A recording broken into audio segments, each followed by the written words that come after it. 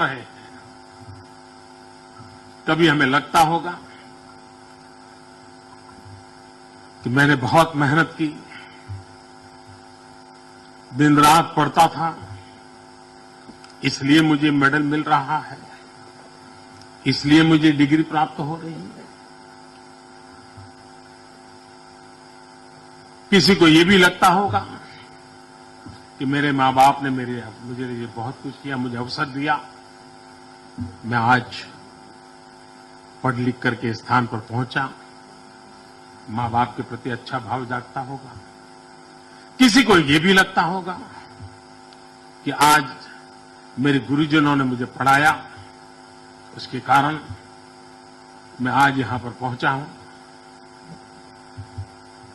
हर कोई अपनी अपनी सोच के दायरे से उसको लगता होगा कि मैं जहां पहुंच रहा हूं वहां किसी न किसी का योगदान है।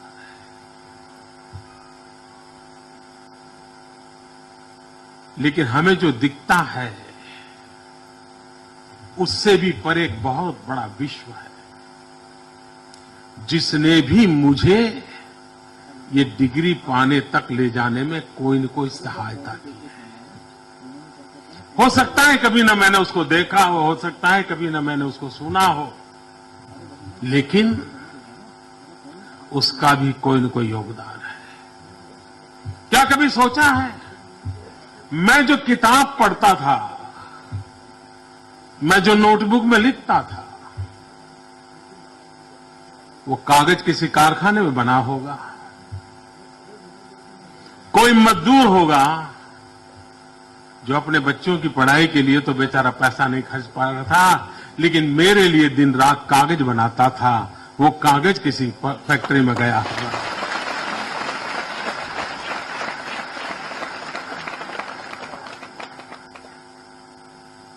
कोई तो गरीब बेटा होगा जो प्रिंटर के यहां नौकरी करता होगा, हमारे लिए वो कंप्यूटर पे टाइपिंग करता होगा, हमारी किताब तैयार करता होगा। कोई गलती न रह जाए, वो ग्रेजुएट हुआ हो या न हुआ हो, लेकिन टाइपोग्राफी में कोई गलती न हो रह जाए, वरना आने वाली पीढ़ियां अशिक्षित रह जाएगी, गलतियों वाला पड़ेगी। ये चिंता उस व्यक्ति ने की होगी जिसको कभी कॉलेज के दरवाजे देखने का अवसर नहीं मिला होगा, तब जाकर के मेरे हाथ में वो किताब आई होगी और तब जाकर के मैं पढ़ पाया। समाज का कितना हम पर कर्ज होता है। अरे इसी कैंपस में आप अगर रहते होंगे, एग्जाम होगी, रिकॉर्ड ब्रेक करने का इरादा होगा, रात रात पढ़ते होंगे, और कभी रात को 2 बजे मन कर गया होगा यार चाय मिल जाए तो अच्छा होगा, और फिर कमरे से बाहर निकल करके किसी पेड़ के नीचे कोई चाय बेचने वाला सोया होगा तो उसको जगाया होगा, यार आज सुबह कल पढ़ना बहुत है, चाय बना दो, ठंड लगती होगी, बुढ़ापा होगा, लेकिन वो उसने जग करके आपके लिए चाय बनाई होगी।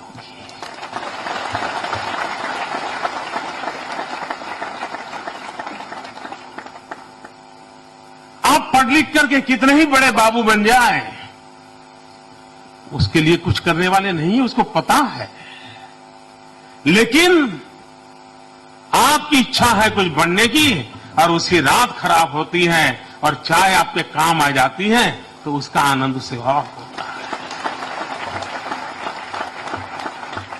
मेरा कहने का तात्पर्य यह है कि हम जहां भी हैं, जो कुछ भी है, जो भी बनने जा रहे हैं, अपने कारण नहीं बनते हैं, ये पूरा समाज है जिसके छोटे से छोटे व्यक्ति का हमारे लिए कोई न कोई योगदान है, तब जाकर के हमारी जिंदगी बनती है।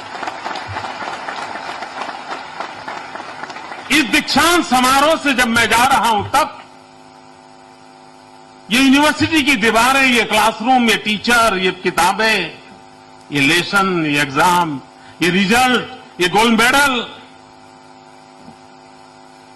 क्या मेरी दुनिया वहीं सिमट के रह जाएगी? जी नहीं, मेरी दुनिया वहां रह करके नहीं सिमट सकती। मैं तो अंबेडकर यूनिवर्सिटी से निकला हूं, जो इंसान दुनिया की अच्छे से अच्छी यूनिवर्सिटी से पीएचडी की डिग्री प्राप्त करने वाला पहला भारतीय था, लेकिन मन कर गया हिंदुस्तान वापस जाऊंगा और अपने आप को देश के गरीबों के लिए खपा दूंगा। अगर उस यूनिवर्सिटी का मैं विद्यार्थी हूं तो मैं भी किसी के लिए कुछ कर गुजरूं, ये जीवन का संदेश लेकर के मैं जा सकता हूं क्या?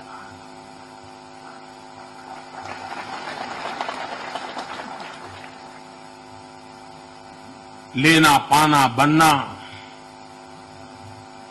ये कोई मुश्किल काम नहीं है दोस्तों। इसके लिए रास्ते भी बहुत मिल जाते हैं,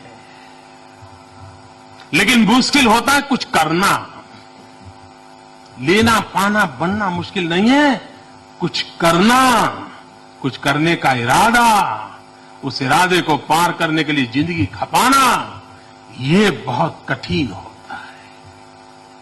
और इसलिए आज जब हम जा रहे हैं तब कुछ करने के इरादे से निकल सकते हैं क्या? अगर कुछ करने के इरादे से निकलते हैं तो क्या बनते हैं इसकी चिंता छोड़ दीजिए। वो करने का संतोष इतना है कि वो आपको कहीं न कहीं कुछ पहुंचा देगा, कुछ न कुछ बना ही देगा। और इसलिए जीवन को उस रूप में जीने का पाने का प्रयास,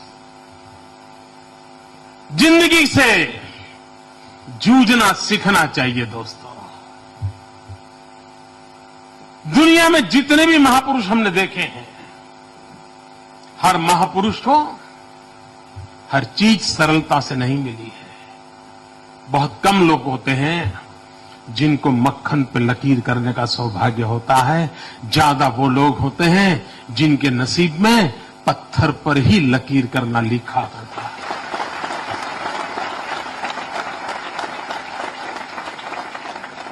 और इसलिए जीवन की शुरुआत अब होती है। अब तक तो आप प्रोटेक्टेड थे।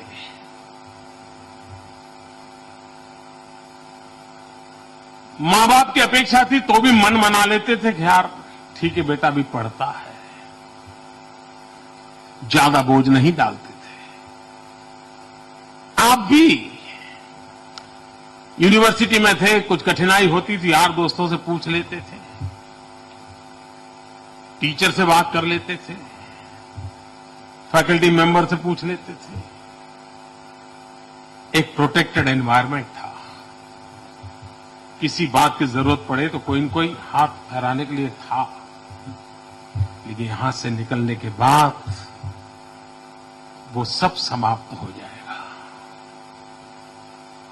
अब कोई आपकी चिंता नहीं करेगा। अचानक कल तक आप विद्यार्थी थे, सारी दुनिया आपका ख्याल करती थी। आज विद्यार्थी पूरे हो गए, नई जिंदगी की शुरुआत हो गई, सारी दुनिया का आपकी तरफ देखने का नजरिया बदल जाता है। मां बाप भी पूछेंगे बेटा आगे क्या, कुछ किया क्या, कुछ सोचा क्या? 3 महीने के बाद कहेंगे क्यों भाई कुछ हो नहीं रहा है क्या, भटकते हो क्या, कुछ काम पे लगो, ये होना है। यानी जीवन की कसौटी अब शुरू होती है। और जीवन की कसौटी अब शुरू होती है तब हर पल हमें वो बातें याद आती हैं। जब क्लासरूम में टीचर ने कहा था तब वो बात मजाक लगती थी। अब जब जिंदगी के दायरे में कदम रखते हैं तो लगता है यार टीचर उस दिन तो कहते थे, उस दिन तो मजाक किया, लेकिन आज जरूरत पड़ गई। हर बात याद आएगी और वही जिंदगी जीने का सबसे बड़ा सहारा होती है। एक विश्वास के साथ चले, मैंने जो कुछ भी जीवन में पाया है, इस कसौटी में उसकी धार और तेज होगी। मैं कुंठित नहीं होने दूंगा। मैं अपने आप को निराशा की गर्त में डूबने नहीं दूंगा। मैं संकटों के सामने जूझते हुए जीवन का राह तय करूंगा। ये मनोविश्वास बहुत आवश्यक होता है।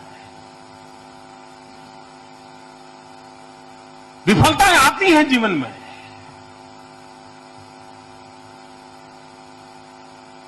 लेकिन कभी कभी